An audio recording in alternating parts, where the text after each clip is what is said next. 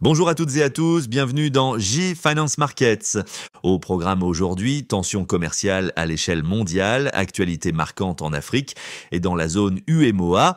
Et enfin, un focus détaillé sur la bourse régionale des valeurs mobilières. Installez-vous confortablement, c'est parti. Les marchés mondiaux sont sous pression en raison des nouvelles menaces de taxes douanières américaines prévues dès le 2 avril prochain. Donald Trump souffle le chaud et le froid. Certains secteurs comme l'automobile, les semi-conducteurs et l'énergie se préparent déjà à des augmentations imminentes des tarifs douaniers, tandis que Washington parle aussi d'un ciblage précis de 15 pays ou blocs économiques accusés de creuser le déficit américain. L'Europe négocie activement pour éviter un choc commercial, mais les entreprises américaines anticipent déjà ces taxes en sécurisant leurs approvisionnements. Résultat, une nervosité palpable sur les grandes places boursières. À Paris, le CAC 40 chute de 0,96%, tandis que le DAX 40 allemand perd 1,17%. À New York, le Dow Jones baisse de 0,44% et le Nasdaq perd plus de 2%. Cependant, quelques valeurs tirent leur épingle du jeu, notamment Total Energies qui bénéficie de la remontée du Brent à 73,65 $ le baril. Et signe de la nervosité ambiante, l'or franchit le seuil symbolique des 3019 $ l'once, confirmant ainsi son rôle de valeur refuge. Par ailleurs, Michelin subit un contre-coup majeur avec une baisse de plus de 6% après avoir averti sur la faiblesse de ses ventes aux États-Unis liée à cette incertitude commerciale persistante. Du côté de l'Afrique et de la zone UMOA, plusieurs actualités marquent cette journée du 26 mars. En matière de fiscalité numérique, plusieurs experts recommandent au gouvernement africain de baisser les taxes pour stimuler l'innovation et attirer plus d'investissements avec à terme une hausse des recettes fiscales grâce à l'expansion du secteur digital. Le Maroc mobilise 1,5 milliard d'euros sur les marchés internationaux pour financer la modernisation de ses infrastructures dans le cadre de sa candidature à la Coupe du Monde 2030. Ce financement souligne la confiance élevée des investisseurs internationaux envers le royaume chérifien.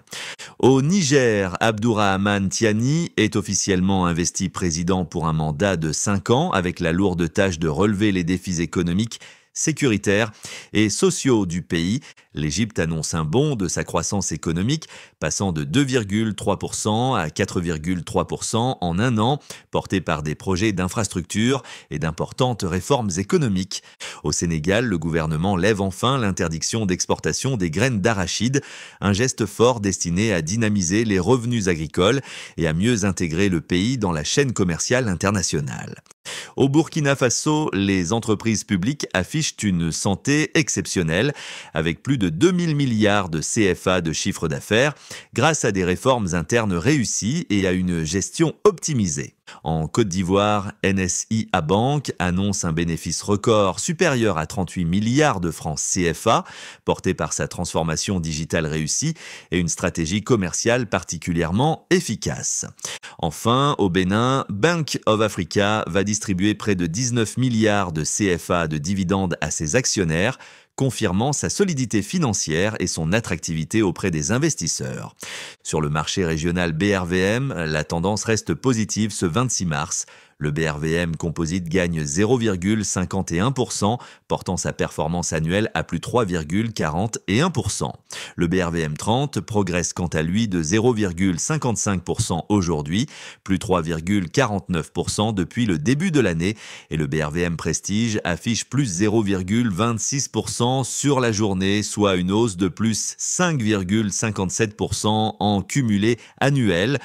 Parmi les secteurs à suivre, la consommation de base reste en tête avec une performance impressionnante de plus 20,45% depuis janvier, suivi par l'énergie plus 19,40% et les industriels plus 18,27%. En revanche, les services financiers corrigent légèrement aujourd'hui, principalement en raison de la baisse de Coris Bank, 5,62%, et NSIA Bank, 4,52%. Les valeurs les plus dynamiques aujourd'hui sont Bank of Africa Niger avec plus 4,49%, Citab Côte d'Ivoire plus 4,06% et Bernabé CI plus 3,90%. À l'inverse, Unilever CI 7,46%, Sicable 7,38% et Cetao 7,03% ferment la marche. Filtisac reste la valeur star depuis le début de l'année avec une performance remarquable de plus 72,97%. Enfin, n'oubliez pas que le 31 mars prochain sera férié à la BRVM et que l'autorité des marchés financiers de l'UMOA vient d'homologuer les nouveaux tarifs de BNI Finance.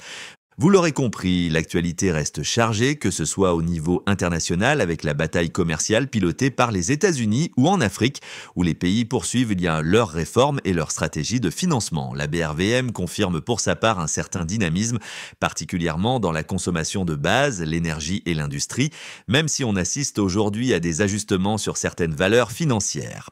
Je vous dis à très vite pour un nouveau point sur l'actualité financière, et d'ici là, portez-vous bien.